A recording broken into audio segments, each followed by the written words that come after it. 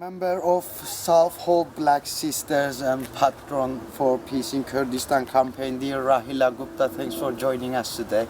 Thank you for asking me. Thank you. So let's start with, first of all, relations between the Turkey and NATO, because our topic today is Turkey's war crimes in Kurdistan.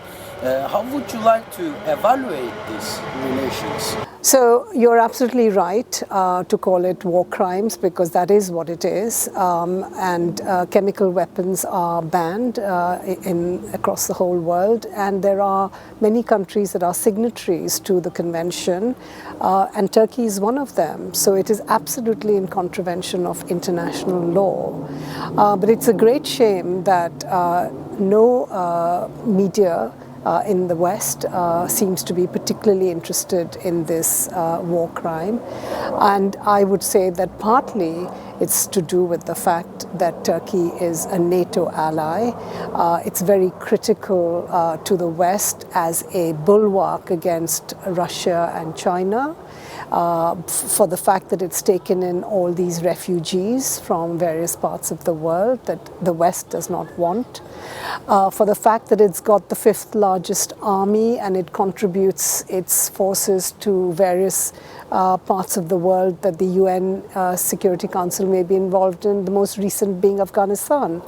So Turkey is so important to the West that the West is prepared to turn a blind eye to war crimes and to human rights violations that is taking place and are against Western values, so-called Western values. Exactly. You mentioned the Western silence against Turkey's war crimes. So, what is the difficulties about taking action against Turkey's war crimes? Well, first of all, let me just step back a little bit from that question and say that international action, coordinated international action, has generally been very weak. And we saw that with Syria. Now, for example, with Assad in Syria, the Western world was united in wanting to topple him.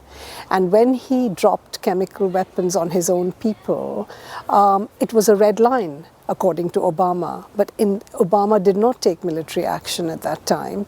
And then the UN Security Council got together and said, we've got to identify the stockpiles and destroy them. And that is one of the things that you could do with Turkey, is if the UN Security Council got involved and said, let us identify these stockpiles and destroy them. But in Syria's case, what happened was that even though they did that, it did not declare all its weapons, and it continued using chemical weapons.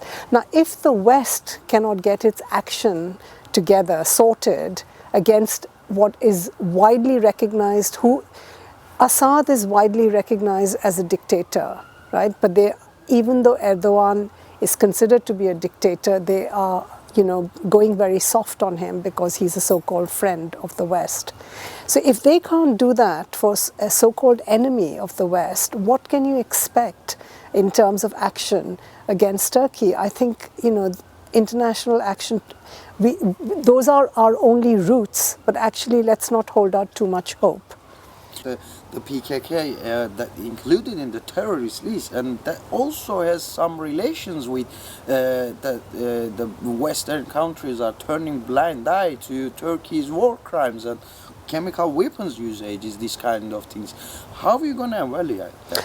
Well, and that's, this is the thing, that it's a multi-pronged campaign that we have to run. And I think that the Belgian court, when it ruled that the PKK was a legitimate party and a legitimate representative of the Kurdish people's struggle, and therefore it must be delisted as a terrorist organization, that too is part of this battle, because Turkey has been able to sell a narrative to the West. The narrative it has sold is that it's fighting for its own security against a terrorist force. And so that too allows the West to turn a blind eye, as you've put it. And so we need to run that campaign as well, is to draw the attention of the Council of Europe and the other countries in Europe and America that here is a judgment by a Belgian court this is have a look at the reasons why the Belgian court has said it's a legitimate party to the conflict, and then let's look at, and also actually let's look at the fact that the US coalition was supporting the Syrian Democratic Forces, the YPG and YPG and YPJ in Rojava against ISIS, and Turkey was throwing a fit over that because they said they are the same as PKK. So the US has relied on the Kurdish people to help their fight against ISIS. The least you would think that they would do is to take another look and say, is the PKK really a terrorist organization? And once you weaken that argument, then it's very easy to say, well, this is an unjust war. I mean, it shouldn't be the case, because you shouldn't be using chemical weapons anyway, terrorist or not terrorist, civilian or military. You're not supposed to be using chemical weapons. So that's the first point to be made. But given the fact that there is this huge silence, you would expect that all of these other issues the West would take into account. We can see that last 2 years, nearly 1.8 billion pounds of gun deal has been made with Erdogan regime between Boris Johnson's government. So we can see in that deal there is a white phosphorus plus, and we can see there is a ammonium nitrate usage licenses as well. Both of them are chemical weapons. Do you think also the UK is keeping silence against all these war crimes according to economic relations? Of course. I mean, the UK is very reliant on its arms industry for making profit and for keeping its economy going. I mean, at one point it was the leading arms supplier, but I think it's second or third in the world. And Turkey is a very important customer. And given that given Brexit has happened, Britain needs to build trade relationships with all sorts of countries. So it's going to be really difficult to get a Tory government to recognize that human rights are an important factor in trade. They've never really been particularly interested in human rights. So that's and I do think that there should be an arms embargo. We should call for that. We should call for sanctions against Turkey. And even in terms of the civil society, a boycott of tourism to Turkey, all of these things will actually help to weaken Erdogan's government.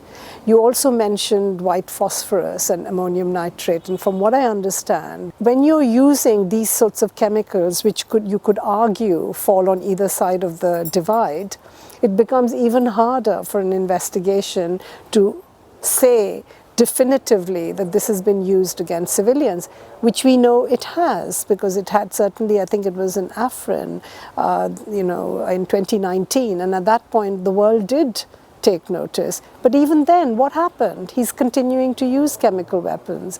So, international action is really the only thing we have left, but it's actually not a very successful route either. Okay. Lastly, very briefly, do you think international institutions like IPPNW and OPCW, which are related with the UN investigations of the war crimes, should send to the region some people to make investigations, or any materials from the region should be sent to UN for investigations in laboratories? What is your suggestion and call about this? Very short, very briefly. Yeah, I mean, I agree with your question that basically the UN Security Council should order that order the OPCW to go and investigate. But as we've said, that there is total silence from the world. So we can make the demand, we must make the demand, but I don't hold out much hope. Dear Rahila Gupta, thanks for joining us. Thank you for your valuable comments tonight. Thank you. Thank you.